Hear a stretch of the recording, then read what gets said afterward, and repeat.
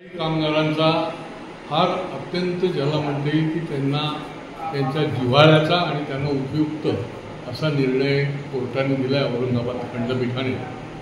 खरं म्हणजे सफाई कामगार हा एक मोठा संख्येने महाराष्ट्रामध्ये निरनिराळ्या ठिकाणी नगरपालिका असेल, महापालिका असेल, निरनिराळ्या स्थानिक स्वराज्य संस्थांमध्ये आणि वेळोवेळी सफाई कामगारांचे निरनिराळे प्रश्न देखील हे आपल्याला विधिमंडळामध्ये देखील चर्चेला येत असतात। सफाई कामगारांना वारसा हक्क मिळाला पाहिजे आणि तो देखील प्रत्येक सफाई कामगाराला मिळाला पाहिजे हे लाड पागे समितीच्या अहवालामध्ये देखील होतं आणि शासनाने देखील आदरणीय देवेंद्र फडणवीस साहेबांच्या नेतृत्वाखाली शासनाने देखील ते मान्य केलेलं होतं।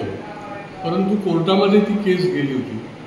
मी विधिमंडळामध्ये देखील वारंवार मांडत होतो की जो म्हणून घाणीत काम करतो तो सफाई कामगार, त्याच्यामध्ये कुठल्याही प्रकारचा भेदाभेद असता कामा नये आणि त्याला प्रत्येकाला वारसा हक्क मिळाला पाहिजे।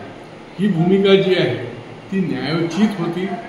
अनेक संघटना देखील हा विषय घेऊन कोर्ट आणि इकडे प्रयत्न करत होते, परंतु विधिमंडळामध्ये माझ्या आठवणीमध्ये जवळजवळ 6 अधिवेशनामध्ये मी हा विषय मांडत होतो।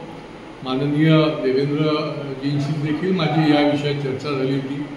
सरकार बाजूने होतं पण कोर्टामध्ये तो निर्णय अडकून पडलेला होता। पण काल 8 जानेवारी रोजी हा निर्णय झाला आणि त्याची कॉपी देखील काल आज सकाळी अपलोड झाली आणि अत्यंत सफाई कामगार हा आपला आरोग्यदूत आहे।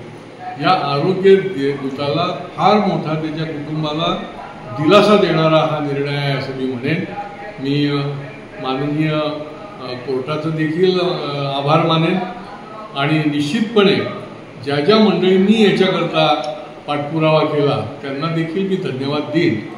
तमाम 25 ते 50 हजार सफाई कामगारांना या निर्णयामुळे त्यांना वारसा हक्क प्रत्येक सफाई कामगारांना मिळणार आहे आणि त्याचा निश्चितपणे पुढच्या काळामध्ये त्याचा फार मोठा त्याला लाभ मिळणार आहे।